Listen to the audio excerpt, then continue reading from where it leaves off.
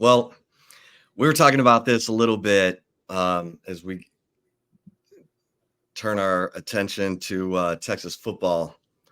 Blake Brockermeyer, former Longhorn offensive lineman, um, who is a college football analyst for 24/7 Sports, put together an article talking about Anthony Hill playing middle linebacker and why he thinks that may not be a great idea, because he's such a good pass rusher. Um, we talked about if he was at weak side linebacker, he'd have a little more protection.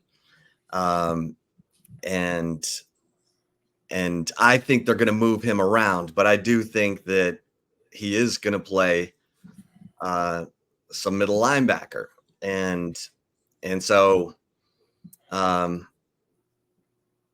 he talks about how Hill had kind of an average season. If you look at his Pro Football Focus grades, it wasn't anything that would blow you away.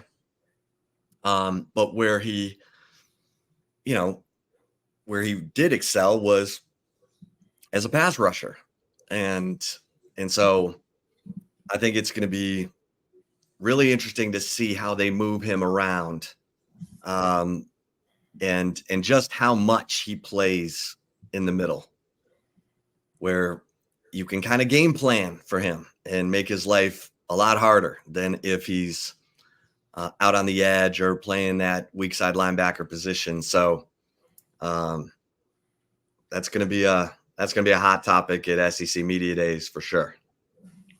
Yeah, definitely something that we've already been paying attention to for a few months now. We knew Anthony Hill most likely was going to be that Mike linebacker and be rocking the headset too, to where him and Pete Kwiatkowski are communicating, via headset and with the new rules that college football is applying. But that's been one of my biggest concerns, Chip, is when Anthony Hill moving to Mike linebacker, is it going to take away from the things that he does really well?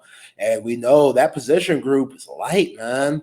It's Ant Hill, Dave Gbenda, Mo Blackwell. We're hoping Leoga Lafau is taking that next step, but you just never know. And then you move down the line, it's like, okay, like Darian Gillette, where is he going to be? Ty Anthony Smith, we know he needs to put that weight on. Like, that position group isn't as deep as some of the others on this roster. So they, in a way, need Anthony Hill to be one of those linebacker spots, even though at times they're going to have the ability to move him around and maybe be able to rush the passer and go take down the quarterback. But from game to game plan to game plan, depending on who your opponent is, will give you those answers if you do it right. There's going to be some games where you're going to be able to play Leoga Lafau more. There's going to be some games you're going to be in those packages where Morris Blackwell could thrive. Like, it just depends on the matchup, and hopefully these coaches could game plan well enough to where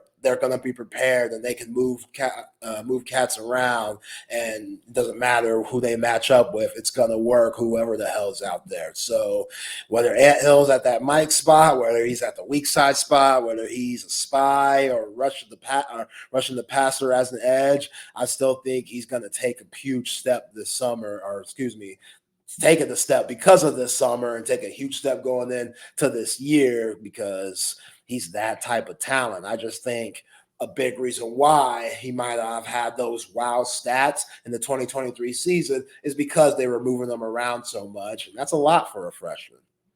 Yeah. Yeah. And if people are talking about Harold Perkins at LSU, and last year, he had that great freshman year, and then they moved him inside, and his production went down. He didn't have as much of an impact, it seemed, on games. The defense was not good last year at LSU, gave up 28 points per game. And so they brought in a new defensive coordinator, um, from Missouri in Blake Baker, and the sense is that Harold Perkins is going to play weak side linebacker this season and will not be in the middle. So just an interesting situation to watch, maybe learn from. But again, I've been told that they're going to move Anthony Hill around. So we'll see. We'll see how that plays out. I know. I'm not gonna lie. When the season ended, I thought that David Gbenda would take over for Jaylan Ford. I really did. It kind of surprised me to know that Ant Hill was leading those reps, even though, as you said, they're most likely going to move him around. But I think that is the luxury you have if you're Johnny Nansen and Pete Kwiatkowski, is the fact that David Gbenda, being the 6-year senior that he is, I think he could take those responsibilities and be fine doing that. It's just he's coming from that weak side spot. And if he were to move, be that middle linebacker. So it's going to be a transition period for him too. So not just Ant Hill, but David Gbenda, he might have to do some adjusting too. But I think both of those guys, whoever you want to roll with, I think they do a hell of a job. Yeah. This they're putting a lot on Anthony Hill's plate, that's for sure. And look, when you're as talented as he is, you've got to put him in the position to be the most successful. And so he's certainly strong enough to play middle linebacker. He can shed.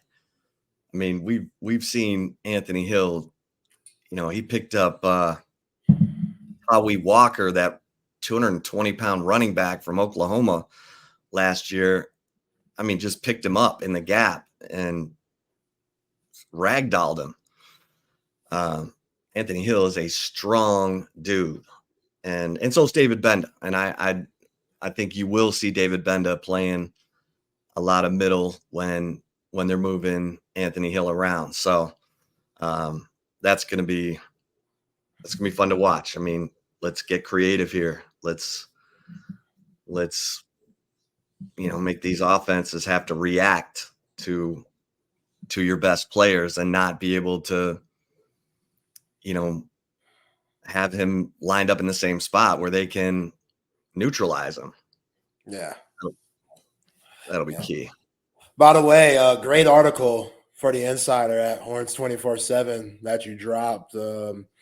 About the sources that you talked to about the Horns football team. That's great stuff, man. I took a look at that and talked about it a little bit with BK yesterday. But yeah, it seems like these guys are really following what Quinn Ewers is preaching with his leadership and also what he's doing on the field.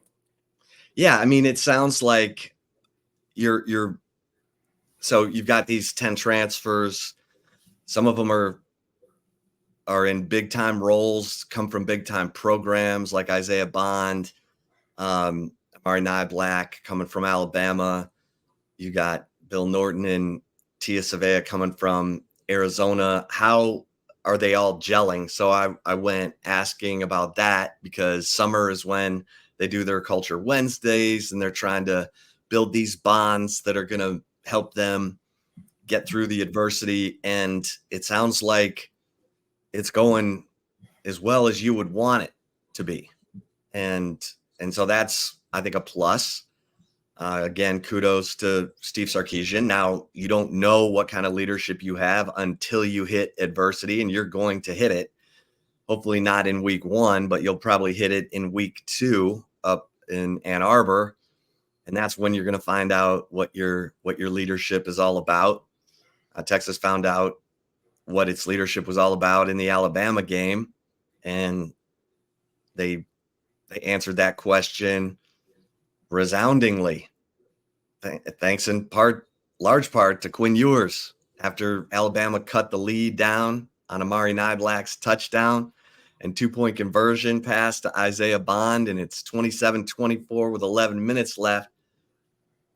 Quinn Ewers, whoop, whoop, whoop, right down the field, touchdown pass, A.D. Mitchell, And then the defense gets a stop and they run out the final 7 minutes.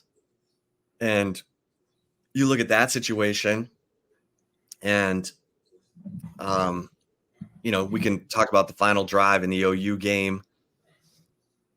Could they have held the ball longer instead of having to settle for a 47-yard field goal?